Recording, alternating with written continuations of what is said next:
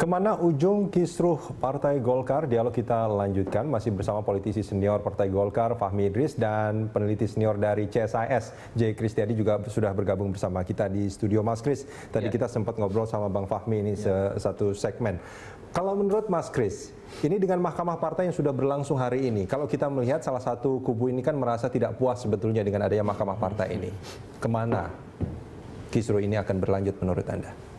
Ya, kalau soal urusan puas tidak puas, tidak akan memuaskan semua. Tidak akan memuaskan semua. Kalau putusan mungkin tidak akan memuaskan semua, iya. Tapi sebelum putusan bahkan sudah merasa tidak puas. Nah, Mas tapi Kris, kalau begini, kalau menurut saya ini sebenarnya sinyal-sinyal bahwa hubungan semakin baik itu ada loh. Kalau saya lihat di media ya, bahwa semua lalu kemudian bisa datang, ketemu dengan baik-baik, saling peluk-peluk.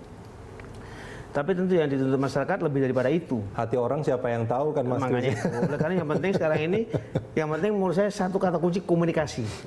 Tapi bukan komunikasi simbolik, bukan komunikasi yang naif, tapi yang lebih reflektif. Artinya apa?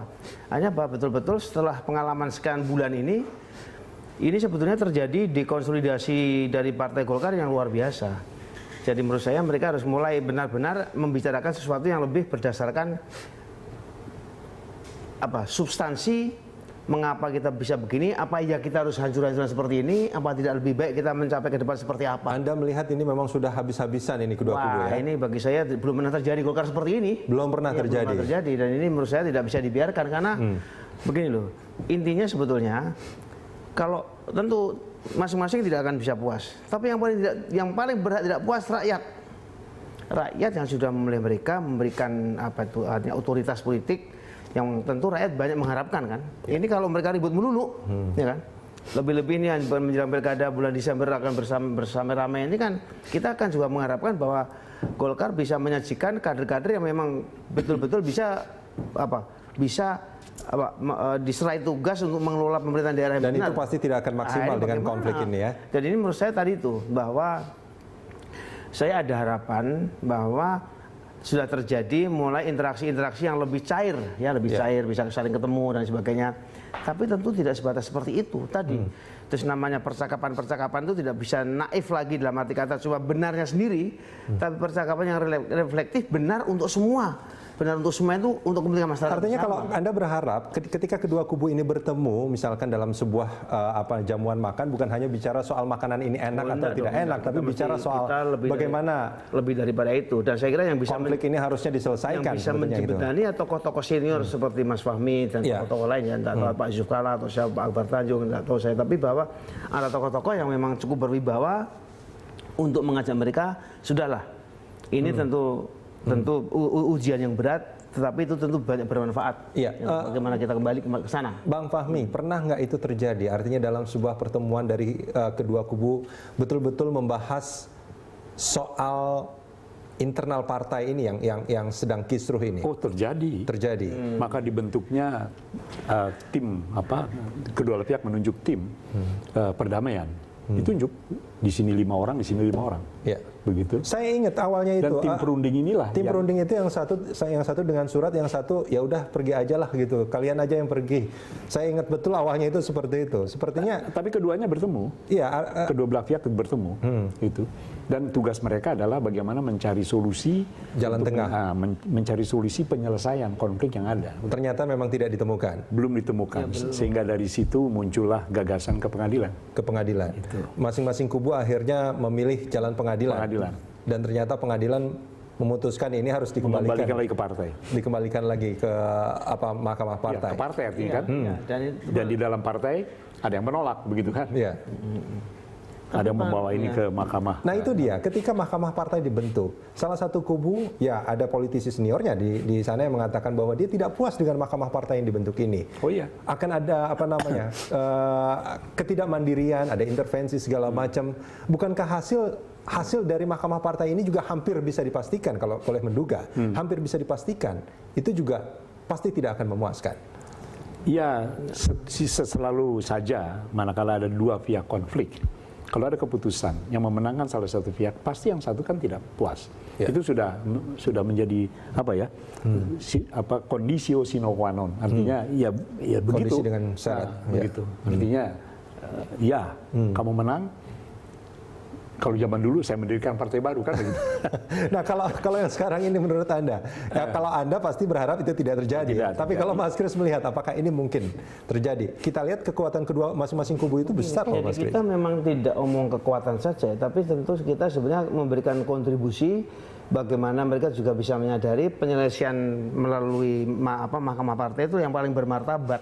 Ya kan? Karena apa? Karena mereka benar-benar bisa meyakini ini yang paling lembaga yang sebetulnya paling bisa melakukan rekonsiliasi, islah dan sebagainya.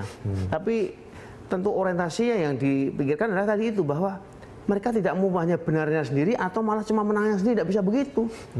Mereka justru menjadi Golkar bisa menjadi nomor 2 ini, ya kan? Ya. Kan niatnya yang menangkan rakyat. Bukan kubunya Pak Ical, bukan kubunya Pak Agung, tapi rakyat yang harus menang. Suara Golkar, suara rakyat. Iya, itu dong. Itu saya kira mesti ke sana. Kalau semua sudah sampai ke situ, ini mungkin oke lah, tidak apa-apa lah. Oke, serahkan. Oke lah, sekarang Pak Agung Laksono aja lah. Kita akan fight juga nanti. Ya, atau yang satu lagi. Itu harus ada seperti itu. Sebab kalau itu juga nggak bisa, nah ini menurut saya tidak berani membayangkan yang lebih buruk lagi. Yang akan lebih buruk lagi. Apa yang lebih buruk lagi kira-kira? Yang buruk lagi pasti kecenderungannya ada partai baru, gitu. Atau partai ini kemudian stagnan sampai lama sehingga kemudian terjadi cerai-berai kan. Siapa yang sekarang berhak mencalonkan untuk pilkada misalnya, ya kan? Terus ada kebijakan-kebijakan yang bisa diacu, oke lah, kalau komprominya oke lah, kompromi kepada hasil Munas Riau dulu seperti apa. Terus ada beberapa pilihan-pilihan, tetapi intinya tadi didasarkan suatu niat dulu, niat yang reflektif. Tidak mungkin kita begini terus, kita akan hancur. Dan rakyat juga sangat kecewa. Dan harusnya itu disadari oleh masing-masing kubu ya. Oke, Bang Fahmi dan juga Mas Kris, ini ada satu berita kita coba bacakan dulu sebentar. Pemirsa, Majelis Hakim Pengadilan Negeri Jakarta Barat menolak gugatan yang diajukan kubu Abu Rizal Bakri terhadap kubu Agung Laksono terkait dualisme kepengurusan DPP Partai Golkar.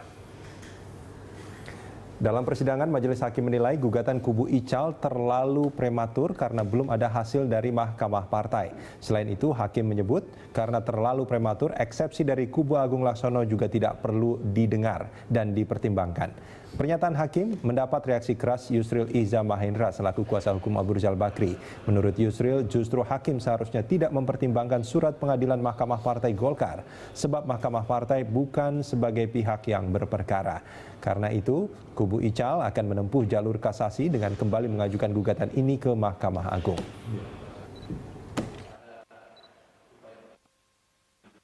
Tapi yang dijadikan dasar pertimbangan keputusan adalah surat dari Mahkamah Partai kepada pengadilan.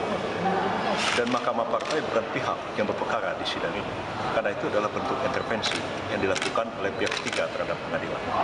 Mengapa hakim harus mempertimbangkan surat yang sama sekali tidak ada kaitannya dengan pihak yang berperkara di sini? Ya. Kalau menurut PN Jakbar ini memang harus diselesaikan di Mahkamah Partai, baru setelah itu kalau ada gugatan hasil dari Mahkamah Partai itu yang akan dipertimbangkan. Tapi kalau menurut Yusril itu merupakan intervensi.